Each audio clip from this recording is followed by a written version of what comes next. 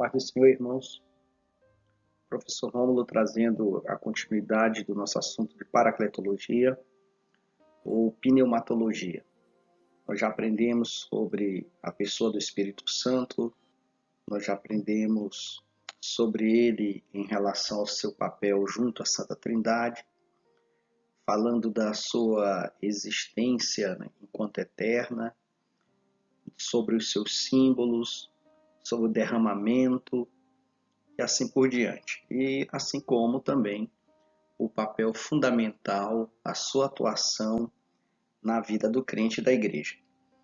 Agora nós continuamos o assunto falando sobre um dos temas mais polêmicos da paracletologia, que é o pecado contra o Espírito Santo, que é uma questão que muito se debate, é um assunto que a gente conversa muito nas igrejas, e vamos falar, né? Vamos tentar explicar do que realmente se trata o pecado contra o Espírito Santo.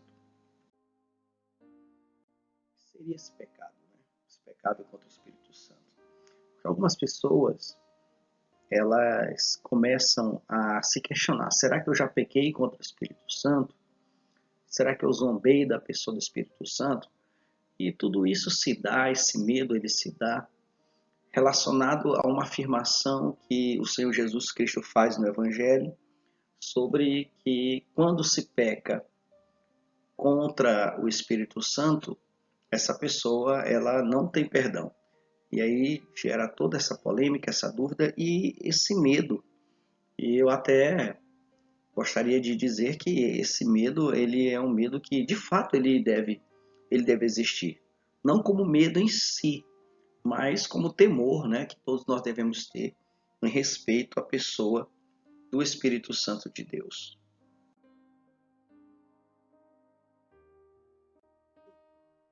Quando falamos a respeito do Espírito Santo, muitas pessoas são tomadas de temor e vem a pergunta: será que eu cometi o pecado contra o Espírito Santo?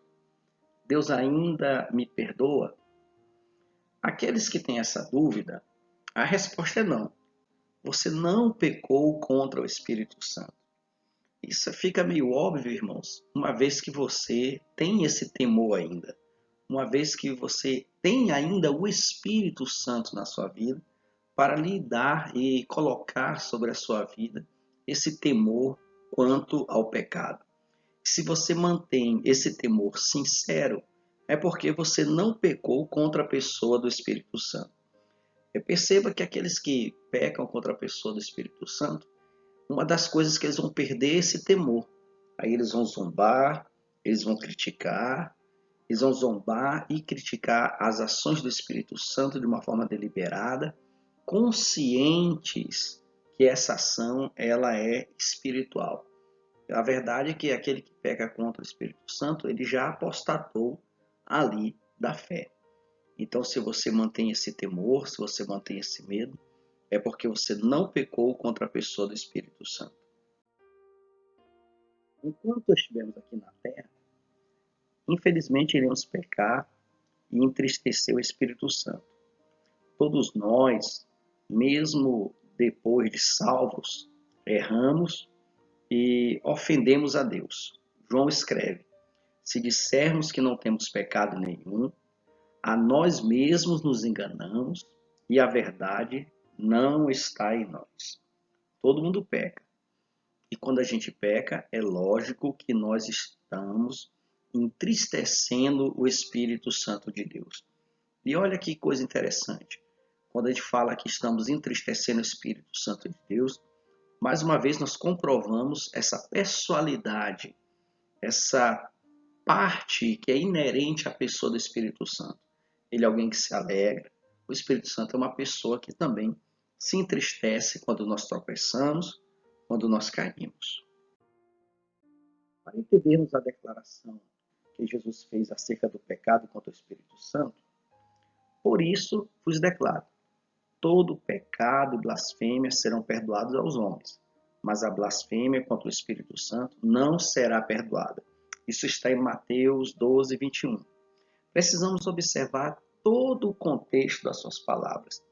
E agora nós vamos trabalhar né, esse texto, né, de Mateus capítulo 12, versículo 21. Por que Jesus trouxe essa declaração?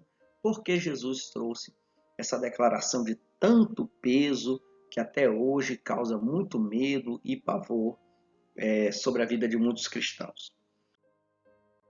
Quando Jesus começou a atuar publicamente, nós lemos assim: indo para Nazaré, onde fora criado, entrou no sábado na sinagoga, segundo o seu costume, e levantou-se para ler. Isso está registrado em Lucas 4,16. Deram-lhe o livro do profeta e ele leu: O Espírito do Senhor está sobre mim, pelo que me ungiu para evangelizar os pobres e enviou-me para proclamar libertação aos cativos e restauração da vista aos cegos, para pôr em liberdade os oprimidos e apregoar o ano aceitável do Senhor. Versículos 18 e 19. E acrescentou, referindo-se a si mesmo: Hoje se cumpriu a escritura que acabais de ouvir. Lucas 4, versículo 21. Ao fazer isso, Jesus estava reivindicando ser o Salvador prometido, aquele sobre quem o Espírito do Senhor repousava. Como confirmação dessa realidade, ele curou enfermos, expeliu demônios, andou sobre as águas, alimentou uma grande multidão com apenas 2 peixes e 5 pães e ressuscitou mortos. E foi um passo além, afirmando ser igual a Deus. O que os fariseus, na verdade, eles não podiam admitir essa declaração. Quando Jesus ele faz essa leitura ali, que é referente à leitura do profeta Isaías, e quando ele diz que estava se cumprindo naquele momento, através dele, aquela escritura, e ele estava ali igualando-se a Deus, e ele estava ali mostrando que a escritura se referia à sua própria pessoa, os fariseus, eles de maneira nenhuma poderiam aceitar. Os fariseus sabiam de tudo isso. E sabiam muito bem. Mas isso os colocava diante de um grande dilema. Eles tinham de escolher entre admitir que Jesus era o Messias e crer nele, correndo o risco de perder sua posição e seu status, ou rejeitar Jesus como Messias.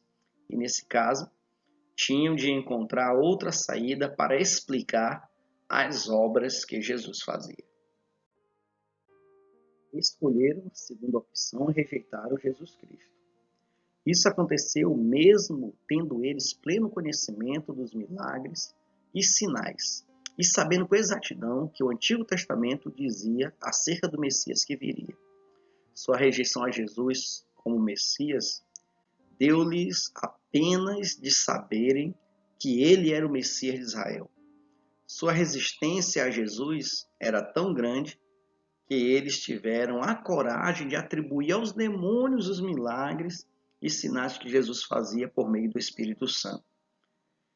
Mateus 12, 24 vai dizer assim: Mas os fariseus, ouvindo isto, murmuravam: Este não expele demônios, senão pelo poder de Beelzebu, o maioral dos demônios. Então, o que nós temos aqui, alunos, é uma afirmação, ou seja, uma rejeição à obra do Espírito Santo através de Jesus Cristo de uma forma consciente. Era a própria apostasia contra o Espírito Santo, porque essa rejeição, que foi uma rejeição pública, essa rejeição que foi uma rejeição consciente, essa rejeição, uma rejeição que foi dada e se deu e foi feita através de pessoas que tinham total certeza que Jesus trabalhava e agia através do poder do Espírito Santo. É aí que ocorre a seriedade do pecado contra o Espírito Santo.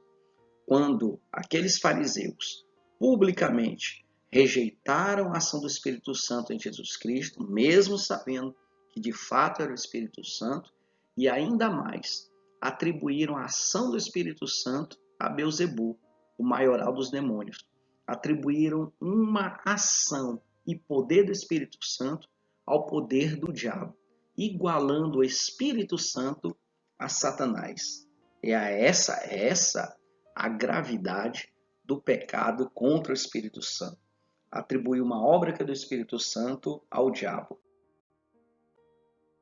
Essa negação consciente da ação do Espírito Santo, sua inarredável rejeição ao Messias prometido, sua não admissão de Jesus era o prometido, sua decisão consciente e o atribuir a obra do Espírito Santo a demônios é o pecado. É justamente o que nós já falamos. Atribuir a obra do Espírito Santo ao próprio diabo. E aí fica a grande questão, a grande dúvida. Será que já pequei contra o Espírito Santo? A resposta, irmão, se você tem, na verdade, essa dor na consciência, se você tem esse temor e medo, é o que já falamos bem no começo. Se alguém ainda teme ao Deus vivo, não pecou contra o Espírito Santo. Ninguém é culpado desse maior de todos os pecados se ainda sentir culpa diante de Deus ou lamentar seu estado perdido.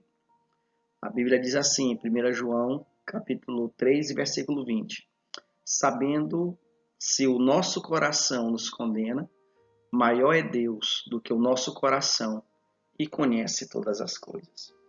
Então, meu querido irmão, se você tem esse temor, é porque você não pecou contra a pessoa do Espírito Santo. Então, nós podemos resumir essa aula dizendo que o pecado contra o Espírito Santo é atribuir a obra do Espírito Santo ao demônio. Então, nós ficamos